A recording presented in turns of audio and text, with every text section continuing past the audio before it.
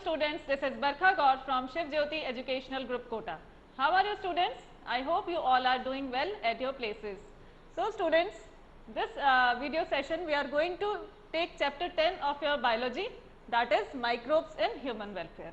Till now students, we have as you know already we have started chapter 8, that is unit 8 हमने start कर चुके हैं, and we have already learned chapter 8, that is human health and diseases. Now this is the second chapter of unit 8, that is chapter 10, microbes in human welfare. Children, as you know, this unit contains 14 marks and we can estimate कि 7 marks दोनों chapters के equal marking के हिसाब से हम तैयारी कर लेंगे. तो because 9th chapter has been already removed, so we have to focus on these 2 chapters only, and both these chapters are very scoring because you have to learn few points only. जिस तरह से सिर्फ names learn करने हैं आपको. तो microbes in human welfare हम आज start करेंगे. The topics या कह सकते हैं the topics which we are going to include in this chapter will be microbes in the use of microbes in household products, industrial products, then sewage treatment, production of biogas, biofertilizers and production of microbes as biocontrol agents. So these are the topics we are going to cover. So children, as you know what are microbes, we have already in previous classes, previous years we have learned what are microbes. So microbes we can call them as the microscopic organisms which are very tiny and we cannot observe them, we cannot see them with our naked eyes. So in the 8th chapter what we have learned कि how microbes are responsible for diseases. Now we are in this chapter we are going to see that how microbes are useful in our daily life. So this is very interesting chapter. Let us understand the things about it. Now what are microbes? So as I told you, microbes are the microorganisms या tiny organisms. Now let us understand about the habitat कि इनकी habitat, that means where we can find these organisms. So children, these organisms are present everywhere in soil, water, air, inside our bodies and bodies of other animals and plants. So these microbes are found everywhere and also where other life is not possible, जहाँ पे और living organisms नहीं रह सकते हैं, still some microbes are there which can live in those habitat also, जैसे कि in thermal vents, जैसे कि geysers या thermal vents होते हैं जहाँ पे temperature 100 डिग्री सेल्सियस से भी ज़्यादा हो सकता है.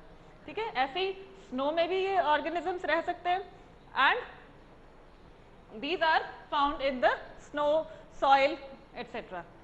Now we will see that how many different types of microorganisms are there. So we can see that microbes are of various types, जैसे कि कैटेगरीज हम पहले भी पढ़ चुके हैं, protozoa, bacteria, fungi and microscopic some plants and animals also. जैसे कि आप जानते हैं algae, some microscopic algae is also there and some microscopic animals are also there, जैसे कि हम वायरॉइड्स या प्रियॉन्स की बात करते हैं. ठीक है, तो these are the different categories of micro organisms and microbes like bacteria and many fungi can be grown in culture medium. Culture medium क्या होता है बच्चों कि हम आर्टिफिशियल मीडियम में आर्टिफिशियल न्यूट्रिएंट मीडियम प्रोवाइड करवाकर हम उनको ग्रो करवा सकते हैं. So children, let us see the next page of your book, that is page number 180. है ना, you can find these diagrams on page number 180, figure 10.3. So you can see children कि these are the images of different microorganisms and these are magnified images. आप देख सकते हो bacteria है ना, first one is bacteria which is rod shaped and it is magnified up to 1500 times. तो ये different bacteria, virus and this is fungi, all these microorganisms are shown in these images. So you can see now this is what, this is the fungal colony which is grown artificially in a culture medium. तो ये आप देख सकते हैं, जैसा कि मैंने अभी बताया था कि कल्चर मीडियम में भी हम इनको ग्रो करवा सकते हैं. नेचुरली जो हमने इनके हैबिटेट्स देखे थे वो तो थे ही सही, इसके अलावा artificially also we can grow these images. Now come on the next page. We will see now कि किस तरह से microbes अलग अलग use में हम ले सकते हैं. So first of all we will see the microbes in household. So let's see how microbes are useful in household products. Children, as you know, the very common household product is curd, which is made with the help of microbes. So we can see that the microbe lactobacillus and some other bacteria which are commonly called as lactic acid bacteria, they help in the growth of या we can say कि ये milk को curd में convert करने में help करते हैं. अब ये क्या करते हैं, they produce some acid and which help in the coagulation of the milk. तो ये कोएगुलेशन हो जाता है और मिल्क प्रोटीन्स कन्वर्ट हो जाते हैं. Then how it is done, a small amount of curd is put in the warm milk, है ना, ये करते ही हम. तो वो जो स्मॉल अमाउंट ऑफ कर्ड हम मिल्क में यूज कर रहे हैं उसको हम कहते हैं inoculum. It is called as inoculum. तो inoculum is the small amount of curd which is used to make convert milk into curd. तो ये सारी जो बैक्टीरिया है ये LAB that is lactic acid bacteria में included है. Now what is the use of curd? Curd बहुत ही nutritionally important है, nutritional quality बहुत अच्छी होती है इसकी and it is rich in vitamin B12. बेटा यहाँ पे हम जो चीज़ अंडरलाइन कर रहे हैं, you have to remember these things because 1 mark question या MCQ में आपके ये आ सकते हैं. तो आपको एक एक चीज़ लर्न करके रखनी है. Now the second thing which we grow with the help of या हम जो हमारी डेली लाइफ में यूज कर रहे हैं वो है डो. ठीक है, तो dough is used in making, जैसे कि फर्मेंटेशन के प्रोसेस से हम क्या करते हैं, डोसा या इडली ये चीजें बैक्टीरिया के हेल्प से फर्मेंट करा के हम इनको डेवलप करवाते हैं. तो you can see the puffed up appearance, है ना, ये फूल के ऊपर हो जाता है. तो what is this, this is the due to carbon dioxide produced by these bacteria. तो ये कार्बन डाइऑक्साइड गैस जब इनमें फिल हो जाती है तो ये पफ्ड अप अपीयरेंस हमें देते हैं. तो हम जैसे वाटर और फ्लोर है, आटा जो रहता है उसमें हमने मिक्स करके रख दिया, तो जो बैक्टीरिया है या जो माइक्रोब्स हैं they will grow from the water and flour and carbon dioxide will be produced and then it will give the puffed up appearance. Now जो बेकिंग में जो यीस्ट यूज होता है वो आपको याद रखना है. This is very important. Baker's yeast is the Saccharomyces cerevisiae ना, इसको बहुत अच्छे से लर्न होना चाहिए आपको ये नाम, which is used in making bread and other things. तो बेकिंग में कौन सा यीस्ट यूज होगा, Saccharomyces cerevisiae. अनदर ड्रिंक हम कह सकते हैं, another thing which is traditional drink कहलाता है जिसको हम कहते हैं टॉडी. ठीक है, यू कैन, जैसे मैं अंडरलाइन कर रही हूँ आप भी अंडरलाइन करते जाइए. We are on page number 181. तो toddy is a traditional drink which is produced by fermentation in some southern India जो पार्ट्स हैं वहाँ पे ये प्रोड्यूस होते हैं. And microbes can also be used in fermentation of soybean and bamboo and fish also. ये भी food के फॉर्म में हम यूज करते हैं फॉर फर्मेंटेशन के फॉर्म में. देन चीज, very important thing which we are using in our daily life is the cheese which is used from many time. तो आपने देखा भी होगा टॉम एंड जेरी में जो चीज यूज होता है that is the Swiss cheese. अब उस स्विस चीज में जो लार्ज होल्स हैं, हाउ दे आर प्रोड्यूस्ड, तो they are produced by this bacteria Propionibacterium shermanii. ठीक है, Propionibacterium shermanii is the bacteria which is used to produce this thing. ये भी आप अंडरलाइन कर लीजिए. तो एक क्वेश्चन भी आया हुआ है कि which microbe is responsible for large holes in Swiss cheese. तो you can see that Propionibacterium shermanii. ठीक है, याद रखेंगे. देन वन मोर, रॉकफोर्ट चीज भी प्रोड्यूस होता है with the help of some bacteria and fungi, और इनके फर्मेंटेशन से ये चीज भी प्रोड्यूस किया जाता है. Okay, then next we will see, so let us see microbes in industrial products, how microbes are useful in industrial products. So children, industrial product का क्या मतलब हुआ, कोई चीज़ लार्ज स्केल में प्रोड्यूस होने वाली है तो फर्मेंटेशन के थ्रू ये सारे प्रोडक्ट्स प्रोड्यूस होंगे. फर्मेंटेशन विल बी डन, तो we need some large vessels in which fermentation का जो काम होगा वो. तो द फर्मेंटर्स, है ना, आपकी बुक में पेज 181 पे गिवन है, fermenters are used for growing microbes in large scale. So children, industrial products, हम 3 इंडस्ट्रियल प्रोडक्ट्स देखेंगे. आप पेज नंबर 182 पर आ जाइए.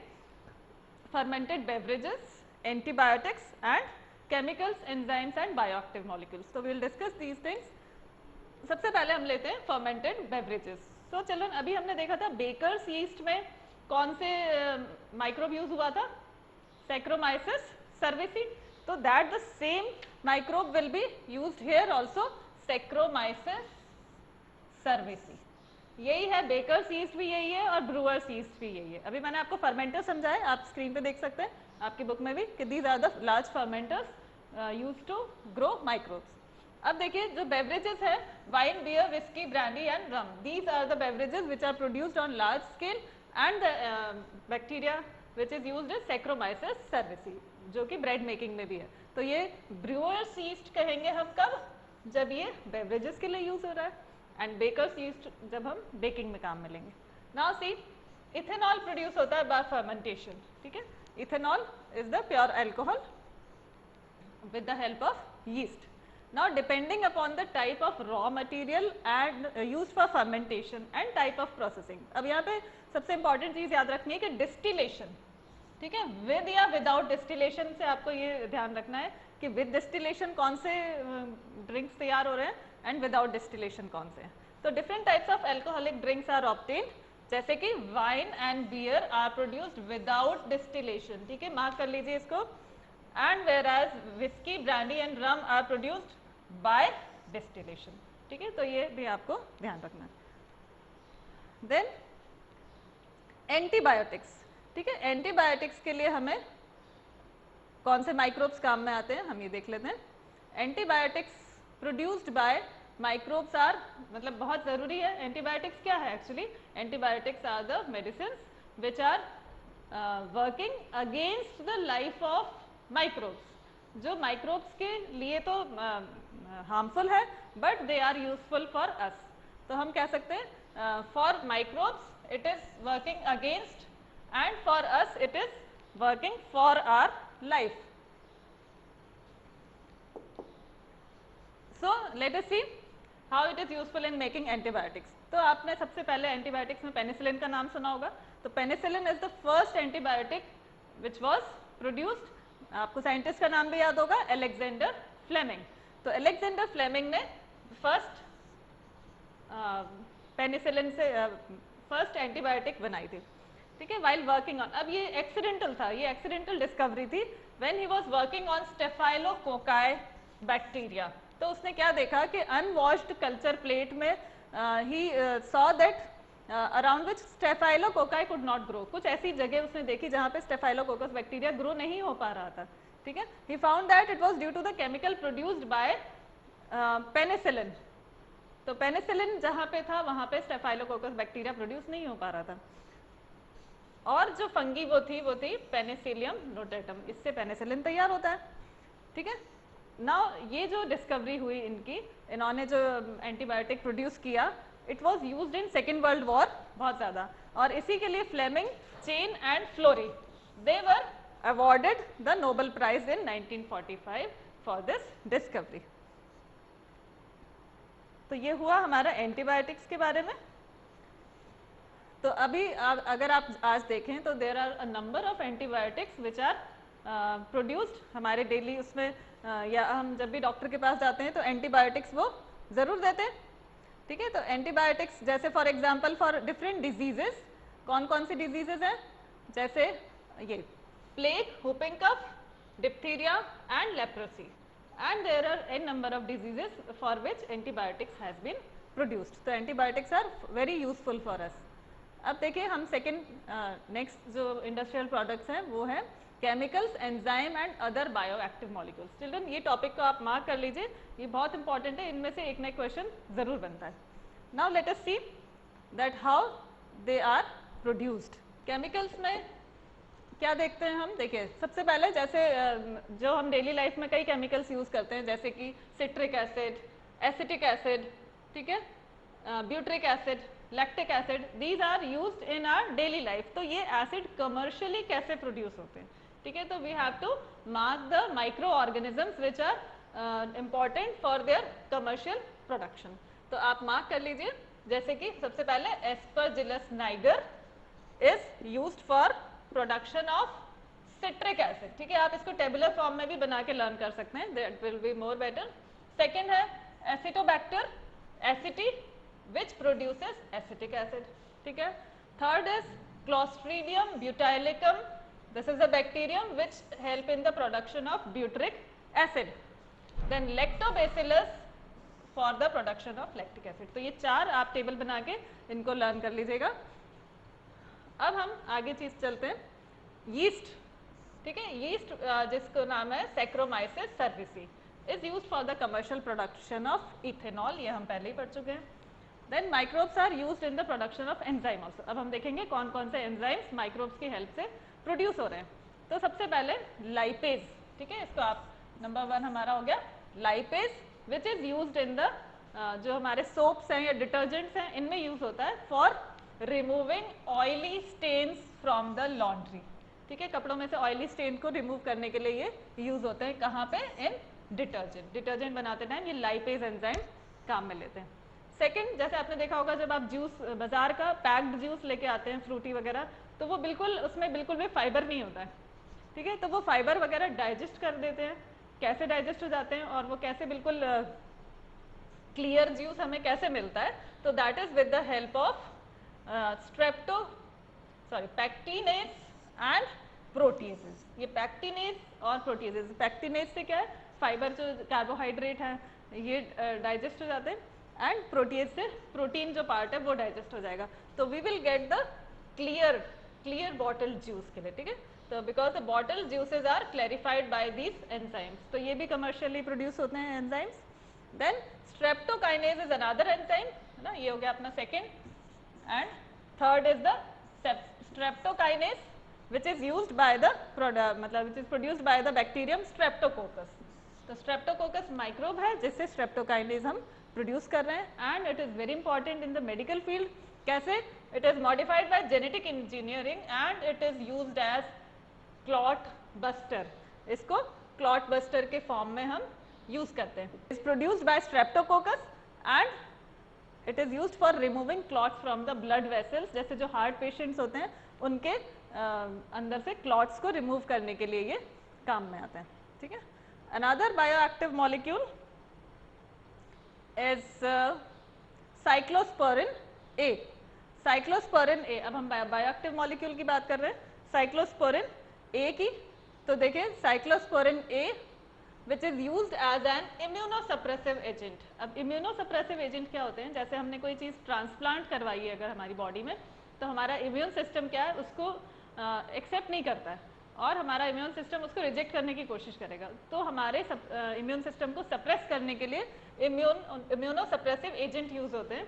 तो ये यूज होगा, दिस इज व्हाट साइक्लोस्पोरिन ए.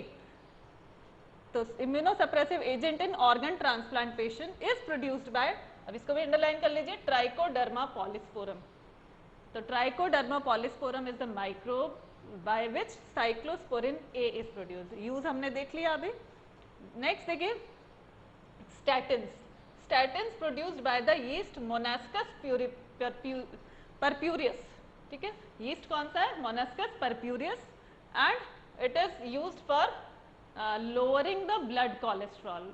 लोगों के जो पेशेंट्स हैं उनके ब्लड में कोलेस्ट्रॉल लेवल को कम करने के लिए ये स्टैटिन्स काम में आते हैं. तो you have seen that how useful are these microbes and they are used in the various uses. Now we'll see microbes in sewage treatment. तो sewage treatment में अगर आप देखें तो first of all you should know what is sewage. तो sewage is the municipal waste which is produced from our homes and factories. तो ये सारा क्या होता है, generally क्या करते हैं, these sewage is directly thrown into the rivers. तो this is very harmful. इससे river pollute होती है. तो इसके लिए पहले क्या जरूरी है, the sewage should be treated with the sewage treatment plants होते हैं जिसकी हेल्प से सीवेज को ट्रीट किया जाता है. तो हम यही देखते हैं what are the steps in sewage treatment. So let us see, this is the picture of sewage treatment plant. Sewage यहाँ पे लाकर स्टोर किया जाता है and then it is treated. So let us see the steps which are used in the sewage treatment plant. जो floating debris are removed by filtration and then soil and pebbles are removed by sedimentation. तो वो नीचे बैठ जाएंगे and they will form, जो भी solid settle down हो जाता है वो क्या बनाएगा, primary sludge. तो आप ये underline करते जाइएगा कि अब क्या बना, सबसे पहले primary sludge is formed and जो बीच में जो चीज़ें सस्पेंड हो रही होंगी they will form the effluent. तो दो चीज़ें बनी है, एक तो प्राइमरी स्लज एंड इफ्लुएंट है ना, ये आपको ध्यान रखना है।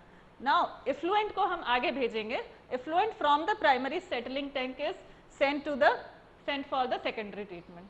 तो पहले क्या किया हमने, प्राइमरी ट्रीटमेंट में जो कि फिजिकल ट्रीटमेंट है फिल्ट्रेशन एंड सेडिमेंटेशन से, and then we got primary sludge, जो सेटल्ड था पार्ट वो प्राइमरी स्लज बना, और सुपरनेटेंट जो थोड़े सस्पेंड होते हैं वो इफ्लुएंट है। अब इफ्लुएंट को हम सेकेंडरी ट्रीटमेंट के लिए भेज रहे हैं। Secondary treatment is what, biological treatment, जिसमें हम बैक्टीरिया एंड फंगी को यूज करेंगे for decomposing the organic matter. The primary effluent is passed into large aeration tank. तो लार्ज टैंक्स में इनको भेज दिया जाता है और वहाँ पे इनको एजिटेट करते हैं, दे आर एजिटेटेड, मतलब खूब तेजी से घुमाते हैं, and air is pumped into it. तो एयर की पंपिंग होगी एंड इससे क्या होगा, जो बैक्टीरिया है, masses of bacteria along with the fungal elements, ये ऊपर तैरने लग जाएंगे, इनके फ्लॉक्स बन जाते हैं। एक फ्लॉक्स है, ये अंडरलाइन कीजिए इस टर्म को, flocs are formed which are the masses of bacteria associated with fungal elements. तो ये फ्लॉक्स का फॉर्मेशन हो जाता है, एक मैश लाइक, मतलब ऊपर जाली जैसा बन जाएगा। And while growing these microbes they consume the major part of organic matter in the effluent। तो बहुत सारा जो ऑर्गेनिक मैटर है वो यहाँ पे कंज्यूम कर लेंगे ये बैक्टीरिया।